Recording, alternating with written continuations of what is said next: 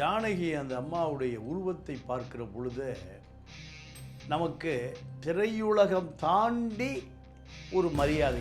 1970, 80, 90 30 ஆண்டு காலம் இந்த திரைப்பட உலகத்தில் ஜானகி இல்லாத படமே இல்லை. இந்த 48,000 பாடல் என்பது அந்த 30 ஆண்டு காலம்தான். இளையராஜா கிட்ட பேச்சு வாங்காத ஒரே பாடகி ஜானகி தான். ரெண்டாவது, இளையராஜா இசையை கிராம பட்டி தொட்டியெல்லாம் கொண்டு போவதற்கு ஜானகியினுடைய பாடலும் ஒரு காரணம். பாலசுப்ரமணிய, ஜெயசுதாஸ் 2 பேருக்கும் தமிழ் உச்சரிக்க தெரியாதுன்னு ஒரு குற்றச்சாட்டு இருக்கு. 17 மொழிகளில் அந்த அம்மா பாடியிருக்கு. 17 மொழிகளில் அந்த அம்மா பாடியிருக்குன்னா அந்த மொழிக்கார கேட்கிற பொழுது நம்ம ஆள் நம்ம வீட்டு பொம்பளை பாடியிருக்கு. 2016 அந்த அம்மா திரைப்படத்தை விட்டு ஒதுங்குவதற்கு என்ன காரணம்னா,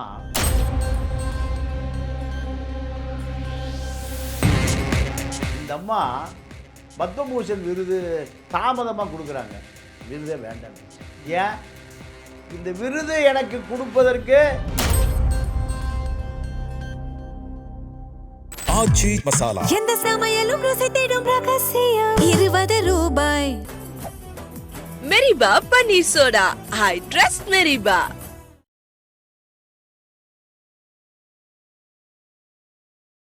வணக்கங்க. வணக்கம். திரையுலக அரசி அப்படின்னு சொல்லக்கூடிய ஒரு இசை அரசின்னே சொல்லுவாங்க. ஒரு முதுபெரும் பாடகராக இருந்தவங்க ஜானகி அம்மாள். அதாவது ஒரு நீண்ட வாழ்க்கை, 88 வயதில் இப்போ அவங்க காலமாக இருந்தாலும் கடைசி வரையுமே ஒரு குரல் நடுக்கமே இல்லாமல் தான் தமிழ் சமூகம் பார்த்துருக்கு. நீங்களும் கேட்டு ரசித்த அந்த குரலாக தான் இருக்கும்.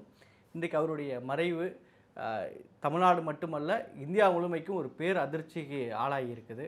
முதல்ல யார் அந்த ஜானகி அவர்கள், அவருடைய இறப்பை பற்றி உங்களுடைய பார்வை? ஜானகி அந்த அம்மாவுடைய உருவத்தை பார்க்கிற பொழுது நமக்கு திரையுலகம் தாண்டி ஒரு மரியாதை ஏற்படும். அந்த அம்மா பார்க்குற பொழுது நீங்கள் MS விஸ்வநாதனை பார்க்குற பொழுதும் ஒரு பாடகர் என்பதை தாண்டி ஒரு பக்தி பலமான ஒரு மனிதாபிமானி. MS விஸ்வநாதன்கிட்ட அந்த எளிமையை பார்க்கலாம், யதார்த்தத்தை பார்க்கலாம். அதுதான் ஒரு கலைஞனை இந்த மக்களிடம் கொண்டு போய் சேர்க்கும். நீங்கள் மகளிர் மட்டும்னு ஒரு படம், அதில் ரேவதி, ரோகிணி, ஊர்வசி 3 கேரக்டர், ஒரு பாட்டு வரும்.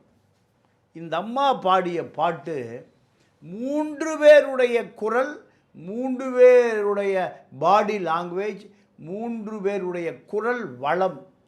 ரேவதி மலையாளி லாங்குவேஜ், தாய்மொழி மலையாளி. ரோகிணி, ஊர்வசி இவர்கள் 3 பேருக்கும் 3 தாய்மொழி. இந்த அம்மா தெலுங்கு.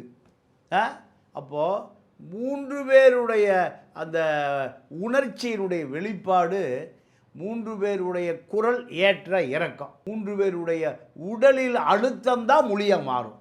இதை அப்படியே அந்த அம்மா பதிவு செய்ததை திரையுலகமே கொண்டாடியது. ஆமாம். நீங்கள் 17 மொழிகளில் அந்த அம்மா பாடியிருக்கு. 17 மொழிகளில் அந்த அம்மா பாடியிருக்குன்னா அந்த மொழிக்கார கேட்கிற பொழுது தமிழ், தெலுங்கு, கன்னடம், மலையாளம், துளு, ஒரியா, ஹிந்தி, மராட்டி, உருது நம்ம ஆள் நம்ம வீட்டு பொம்பளை பாடியிருக்கு. ஏன்னா பிற மொழியாளர் ஒரு மொழியை கற்றுக்கொண்டு இயல்பாக பாடுவதற்கும் செயற்கையாக பாடுவதற்கும் ஒரு வித்தியாசம் இருக்குது. ஆமாம். ஆனால் உருது பாட்டு பாடும்போது உருதை பிறந்து வளர்ந்து இசை பயின்று ஒரு உருது பெண் பாடினா எப்படி இருக்கும், அதே போல் அந்த குரல் வளையை கேட்க முடிந்தது தான் ஜானகியுடைய சிறப்பு. இந்த அம்மா பத்மபூஷன் விருது தாமதமாக கொடுக்குறாங்க. விருதே வேண்டான்றுச்சு. ஏன்? இந்த விருது எனக்கு கொடுப்பதற்கு நீங்கள் 48,000 பாடல்கள் நான் பாடியிருக்கேன். நான் இப்படி இந்த இந்தியாவில் நான் உழைத்ததற்கு நீங்கள் இந்த பத்மபூஷன் விருது கொடுக்கறதுக்கு பலமாக யோசிக்கிறீங்க. அப்போ என்னை விட 58,000 பாடல்கள் பாடிய ஒருவருக்கு நீங்கள் விருது கொடுப்பதான் சிறப்பாக இருக்கும். அப்படி யாராவது இருக்காங்களா? இல்லை. உங்கள் விருது நீங்களே வச்சுங்க. ஒரு கலைஞனை கௌரவிப்பதற்காகத்தான் அந்த விருது உருவாக்கப்பட்டது. அதை நீங்கள் உருவாக்கியது அல்ல. கலைஞர்களுக்கு அந்த கலைஞன் இந்த மண்ணுக்கு செய்த அர்ப்பணிப்பை பாராட்டுவதுதான் பத்மபூஷன் விருதே தவிர நீங்கள் எந்த ஆட்சி அமைந்தாலும் ஆட்சிக்கு ஆதரவானவர்களுக்கு கொடுப்பதல்ல பத்மபூஷன் விருது. இல்லை, நான் நம்ம வெளிப்படையாக பேசுகிறதுனாலும் அவங்க வந்து ஒரு முற்பட்ட சமூகம். இந்த அப்படி இருக்கும் இவங்களுக்கு முன்னாடியே வழங்கப்படுற திறமை இருக்கு, மக்கள் கொண்டாடுறாங்க. அப்படி இருந்து இவங்களுக்கு இந்த தாமம் வழங்கப்பட்டதுக்கு என்ன காரணங்க? நல்ல கேள்வி. என்ன காரணம்னா, இந்த விருதுக்கு ஒரு குழு இருக்கும். இந்த குழுவை நீங்கள் போய் பார்க்கணும். அவர்களுக்கு நீங்கள் விசுவாசமாக நடக்கணும். அவர்களோடு நீங்கள் தொடர்ந்து தொடர்பில் இருக்கணும். நீங்கள் விருது இந்த அம்மா பொறுத்த வரைக்கும் விருதாளர்கள் மேடையில் தான் அந்த அம்மா போய் பார்க்கும்.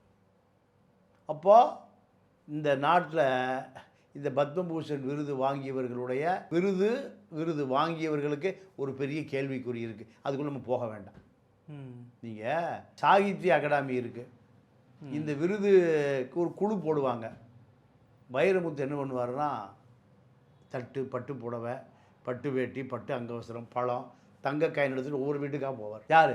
நம்ம கவி பேரரசு, அவரே வச்சுக்கிட்ட பேர். கவி, அதுக்கு மேலே வார்த்தையே இல்லை. காசுக்கு பாட்டு எழுதுகிற இந்த வைரமுத்தை விருது வாங்கிறது பூரா இப்படி தான்.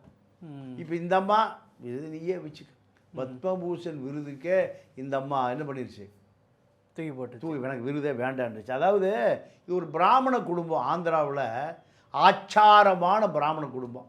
அவங்க அப்பா ஆந்திரா குண்டூர் மாவட்டத்தில் பட்லா இதுதான் அவங்க கிராமம். அப்பா பேர் சிட்லா ராமமூர்த்தி, வாத்தியாராக இருந்திருக்கார். வாத்தியார் ஆயுர்வேத வைத்தியர். அம்மா சத்தியவிதி. அந்த அம்மா எஸ் ஜானகிங்கிறது அம்மாவுடைய இன்சில். அப்பா பேர் வைக்கல.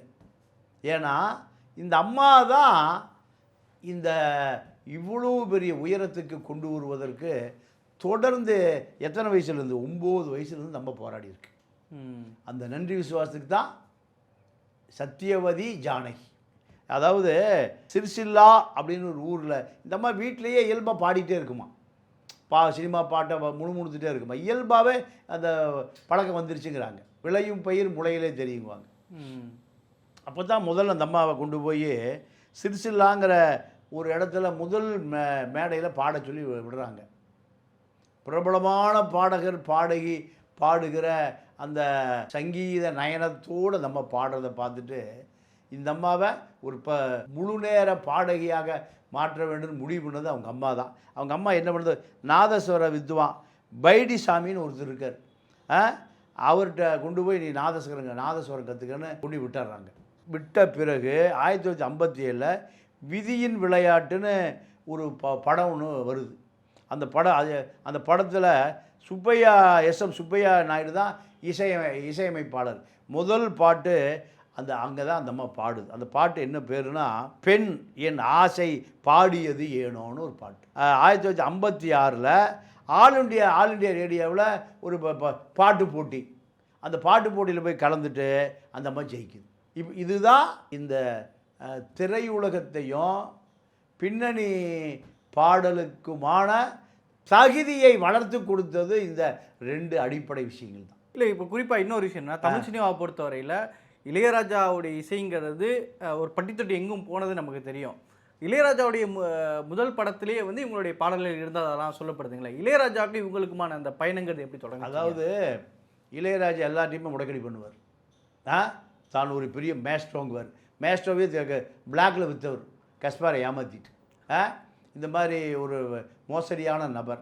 இப்போ இந்த அம்மாவை பொறுத்த வரைக்கும் இளையராஜா கிட்ட பேச்சு வாங்காத ஒரே பாடகி ஜானகி தான். 2வது, இளையராஜா இசையை கிராம பட்டி தொட்டியெல்லாம் கொண்டு போவதற்கு ஜானகியினுடைய பாடலும் ஒரு காரணம். இப்போ என்ன சொல்கிறாரோ ஒரே டேக், ஒரே ஷாட்டில் அந்த மாதிரி பாடி கொடுத்துட்டு போயிட்டே இருக்கும். இது மற்ற இளையராஜா என்ன நினைக்கிறாரு, இதில் என்ன சந்தம் வரணும், இதில் என்ன, எனக்கு இசை பற்றி பெருசாக தெரியாது. அப்போ இது அந்த இளையராஜா எதை எதிர்பார்க்கிறாரோ அதை விட 2 மடங்கு அந்த பாடலில். அதாவது இந்த அம்மா பற்றி என்ன சொல்கிறாங்க, எந்த மொழி கொடுத்தாலும் தெளிவான உச்சரிப்பு. நீங்கள் எஸ்பி பாலசுப்ரமணிய ஜெயசுதாஸ் 2 பேருக்கும் தமிழ் உச்சரிக்க தெரியாதுன்னு ஒரு குற்றச்சாட்டு இருக்குது. நீங்கள் சிற்பி செதுக்காத பொற்சிலையே, இதை விஸ்வநாத ஜேசஸ் பாடும்போது அதில் அந்த வார்த்தையே தப்பாக போயிடும். சிற்பி செதுக்காத பொச்சிலையே, அது கெட்ட வார்த்தை அது. அப்போது அந்த அர்த்தம் என்னன்னு தெரிஞ்சால் தான் அந்த பாடுகிற பொழுது அது வார்த்தை எப்படி வரும். அந்த மொழியை கற்றுணர்ந்தவர்கள் பேசுவதை பாடுவதை போல வரும்.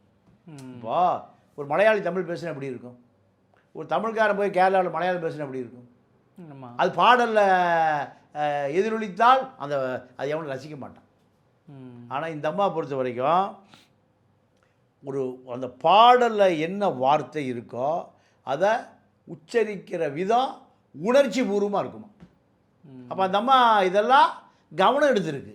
ஃபோக் சாங்கில் வரும், சோகமான சாங் ஒரு ஒரு கில்மா பாட்டில் வரும், வரும். ஆமாம். அப்போ ஏற்றம் இறக்கம், அந்த உணர்ச்சியை வெளிப்படுத்துவது, இது எல்லாமே இந்த பாட்டுக்குள்ள உள்ள ஒரு ரகசியம்.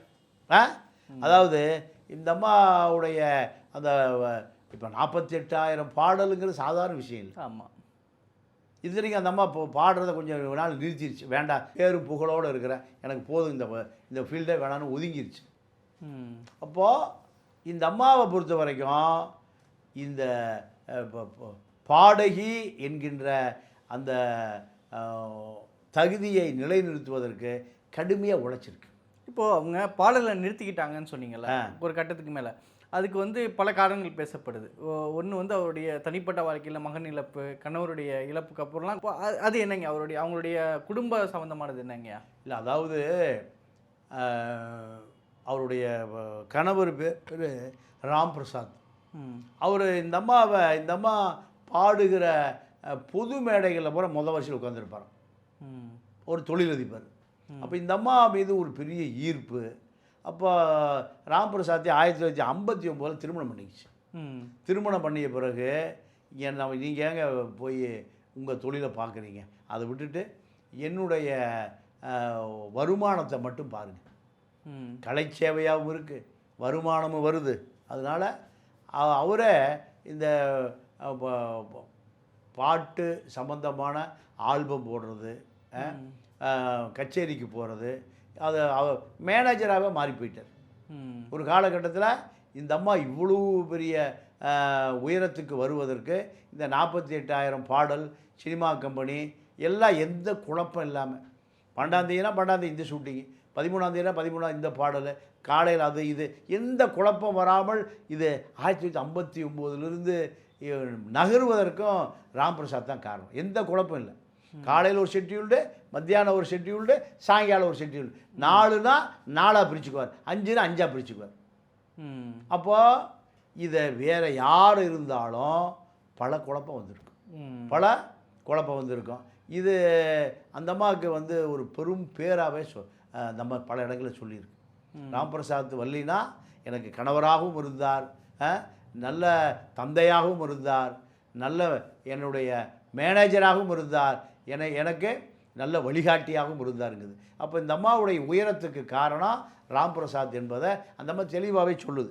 அதே போல் நீங்கள் 16 வயதில் படம், அது இந்த செந்தூர பூவே இன்னைக்கு வரைக்கும் பட்டி தொட்டியெல்லாம் பாடுது.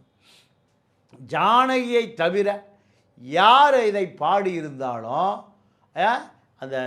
அந்த பாட்டு இவ்வளவு தூரம் ஹிட்டே ஆகாது. அதாவது தமிழில் தேசிய விருது, தெலுங்கில் தேசிய விருது, கன்னடத்தில் தேசிய விருது, இப்படி 17 மொழிகளில் பாடியதுக்கு அந்த மாநில தேசிய விருது. தேவர் மகன் படத்தில் அந்த இஞ்சி இடுப்பலை 1992 மிகப்பெரிய ஹிட்டு. படம் ஹிட்டாவதற்கும் பாட்டும் ஒரு காரணம் என்ற ஒரு நிலையை கொண்டு வந்தது ஜானகியுடைய காலம்தான். அதாவது இந்த அம்மா 60 வருஷம் பாடியிருக்கு. 9 வயசில் வந்து இப்போ மரணம் அடைகிற வரை 60 வருடம் தொடர்ந்து அந்த குரல் ஒலித்து கொண்டே இருக்குது. அது தமிழ், தெலுங்கு, மலையாளம், இந்தி, கன்னடம், பெங்கால், உருது, இப்படி பல மொழிகளில் எம்எஸ் விஸ்வநாதன், மலேசியா வாசுதாவன், இளையராஜா, இப்படி 2013 பத்மபூஷன் விருதை வேண்டான்னு தூக்கி போடுகிற வரை இந்த அம்மா பாடியிருக்கு. அதாவது ஒரு படத்தில் நடிச்சிருக்கு. படத்து பேர் 96. ஆமாம். அப்போ அந்த படத்தில் கட்டாயப்படுத்தி அந்த அம்மாவை நடிக்க வச்சுருக்காங்க. ஆனால் அந்த படம் வெளிவரும்போது அந்த காட்சியை வெட்டி வீசிட்டாங்க. விஜய் சேதுபதி, திரிஷா நடித்த படம். அதே போல் 2016 அந்த அம்மா திரைப்படத்தை விட்டே ஒதுங்குவதற்கு என்ன காரணம்னா, திரைப்படத்தினுடைய தரம் தாழ்ந்து போச்சுன்னு சொல்லுது. ஏன்னா எல்லா படங்களுமே கருத்து பாட்டுகளாக இல்லை, தத்துவ பாட்டுகளாக இல்லை, குடும்பத்தினுடைய உணர்வுகளை, கணவருடைய உணர்வுகளை, மனைவியினுடைய உணர்வுகளை, உணர்ச்சிகளை சொல்லக்கூடிய பாட்டுகளாக இல்லை.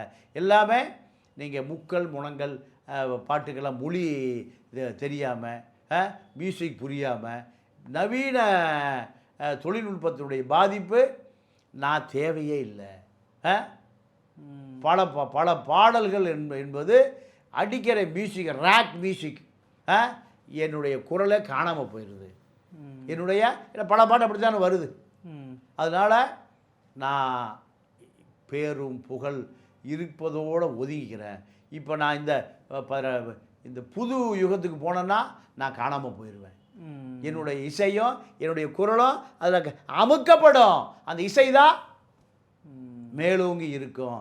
அதனால் நவீன உலக பாடகர்கள், பாடகிகள், ஆங்கிலம் கலந்த, பல மொழிகள் கலந்த, மேற்கத்திய கலாச்சாரம் கலந்த அத்தனை விஷயங்களையும் நான் இனி உள்வாங்குவதை விட புதிதாக வருபவர்களுக்கு நான் வழி கொடுத்துட்றேன். இப்படி அந்த அம்மா ஒதுங்குவதற்கு இதுதான் ஒரு காரணம். இப்போ நிறைய படங்களில் பார்த்தீங்கன்னா எஸ்பிபியும் ஜானகியுமான அந்த அந்த காம்போங்கிறது நிறைய பாடல்களில் இருக்கும். எஸ்பிபியை பாடல்குள்ளே கொண்டு வந்ததே இவங்க தாங்கிறீங்களா? அது என்னங்கய்யா? அதாவது எஸ்பி ஒரு பாட்டு பாடுறதுக்கு முந்தி ட்ராக் சிங்கர்னு சொல்லுவாங்க. அந்த சவுண்ட் இன்ஜினியர் என்ன பண்ணுவாங்க, அந்த பாட்டை ஒரு டம்மி பாடகரை பாட வச்சு அதை ஃபுல் பண்ணிடுவாங்க. ஃபுல் பண்ணிவிட்டு அதை தகுந்ததை போல் இசை பொருத்தி மீண்டும் என்ன பண்ணுவாங்க, அதை அழிச்சிட்டு அதுக்கு பேர் ட்ராக் சிங்கர்னு பேர். உண்மையான பாடகரோ பாடகியோ பாட வைப்பாங்க. இப்படி வந்தவர் தான் மனோ, அவரே பாடகர் ரைட்டர். இப்படி வந்தவர் தான் எஸ்பி பாலசுப்ரமணியன். அதை இந்த அம்மா என்ன சொல்லுது, இல்லை அவர் ஆண் குரலுக்கு சரியான ஒரு பாடகராக இருக்காருன்னு எஸ்பி பாலசுப்ரமணியனை இந்த அம்மாவே அழுத்தம் கொடுத்து பல பாடல்களில் பல படங்களில் பாட வைக்குது.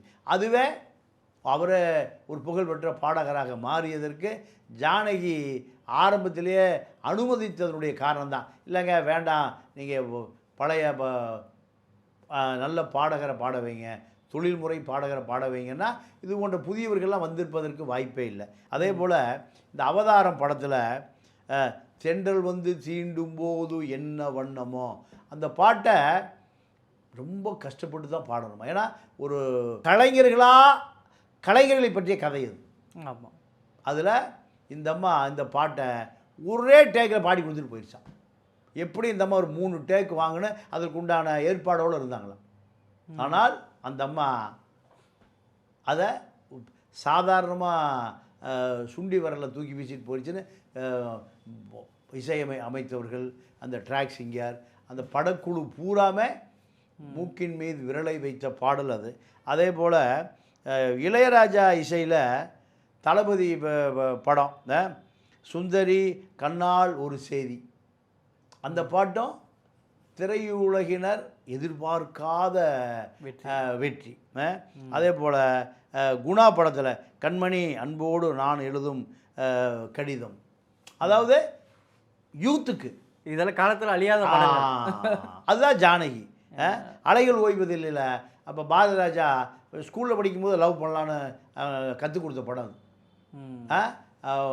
ஃபிஷர்மேன் பெண்ணு ராதா, ஆச்சாரமான பார்ப்பன இளைஞன் கார்த்தி, லவ் பண்ணுங்கய்யா அப்படின்னு கற்றுக் கொடுத்த அலைகள் ஓய்வுதலில் படம். அதில் புத்தம்புது காளை, அந்த பொன்னிற மாலை, அந்த பாட்டு அந்த காலத்தில் இப்போ பாரதிராஜா படம் எடுத்த காலத்தில் 80களில் அந்த பாட்டு காதலன் காதலி அலைகள் ஓய்வுதலை படம். அந்த படம் அன்றைய இளைஞர்களை, கல்லூரி மாணவர்களை ஈர்த்த படம். அதே போல் பக்தி பாடல் நிறைய பாடியிருக்கு.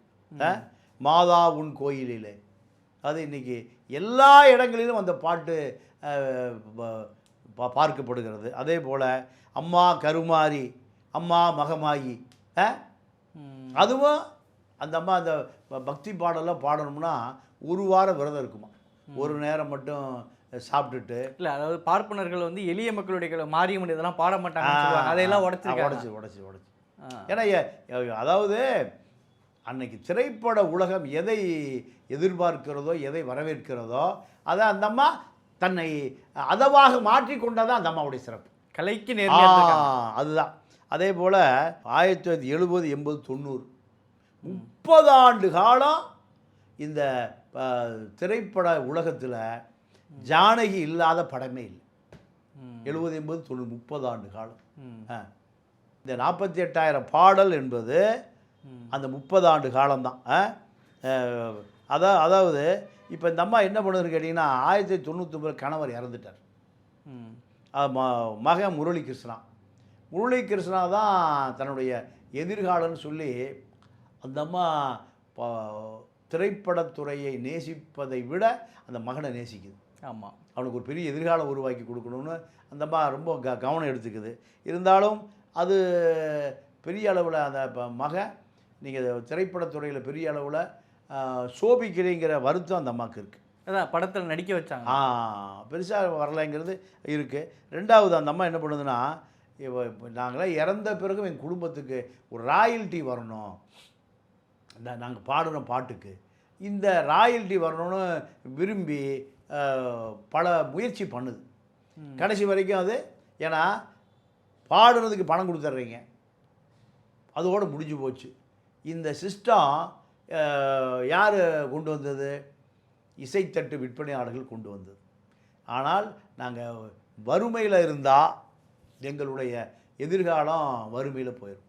அதனால் எங்கள் பாட்டு எங்கேயோ ஒரு பக்கம் கேட்டுட்ருக்கான், ஏதாவது ஒரு ராயல்ட்டி கொடுங்க. எங்கள் பாடல், எங்கள் குரல் உலகத்தில் ஏதோ ஒரு மூலையில் உங்கள் இசைத்தட்டு விற்கிறீங்க, பல கோடி சம்பாதிக்கிறீங்க, எங்களுக்கு ஏதாவது ஒரு குறைந்தபட்ச ராயல்ட்டி கொடுங்க. ஏன்னா பல கலைஞர்கள் வறுமையிலேயே இறந்து போயிடுறாங்க. இப்போ உங்களுடைய கடைசி காலம் எப்படி இருந்தது? அவங்களுடைய இறப்புக்கு என்ன காரணங்க? இல்லை, அவங்க நிம்மதியாக இந்த திரைத்துறையில் இருக்கக்கூடியவர்களை தொடர்பில் தான் இருந்தாங்க அந்த அம்மா. அதனால் மனோரமாவுடைய மரணம் எப்படியோ இப்படி தான் ஜானகியுடைய மரணம். அந்த அம்மா பொறுத்த வரைக்கும் திரைப்பட நிகழ்ச்சிகளில் தொடர்ந்து கண்காட்சி தான் இருந்திருக்காங்க, திரைப்படத்துறையினரோடு தொடர்பில் தான் இருந்திருக்காங்க, நிறைய உதவின்னு போய் கேட்டால் செஞ்சுருக்காங்க, இதெல்லாம் சாதாரணமாக நடந்திருக்கு. ஆனால் இந்த அம்மாவுக்கு ஒரு மிகப்பெரிய வருத்தம் என்னென்னா, இந்த திரைப்பட உலகம் தனக்கு பத்மபூஷன் விருது கொடுக்கல, அது காலம் தாழ்த்தி கொடுத்தது ஒன்று. இரண்டாவது, இந்த ராயல்ட்டி வந்ததுன்னா எங்கள் சந்ததிகளுக்கு திரைப்படத்துறை சார்ந்த பாடகிகளுடைய சந்ததிகளுக்கு வறுமையில் தள்ளாமல் அவர்களை வளமாக வைத்திருக்கோம். எங்கள் வாரிசுகள்லாம் கஷ்டப்படாது, எங்கள் வாரிசுகள்லாம் நீங்கள் அடையாளம் இழந்து போகாது. இது அந்த திரைப்பட பாட்டுக்கும் எங்களுக்குமான உறவாக இருக்கும். யார் எங்கே பார்த்தாலும் ஒரு பாட்டுக்கு ₹1, ₹5, ₹10, இதுதான் ராயல்ட்டி. இது வந்துட்டு இருந்ததுன்னா நாங்கள் இசை குடும்பமாகவே பயணிப்போம். இந்த தொடர்பு துண்டிச்சுன்னா எங்களுக்கு அந்த இசையோடு தொடர்பு இல்லாமல் போயிடும். அதனால் ஏதாவது குறைந்தபட்சம் இந்த இசைத்தட்டு கம்பெனிகள், சோனியை போன்ற பெரிய இசைத்தட்டு கம்பெனிகள் குறைந்தபட்சம் ஏதாவது ராயல்ட்டி கொடுக்குன்னு அந்த அம்மா கடைசி வரை கேட்டிருக்கு.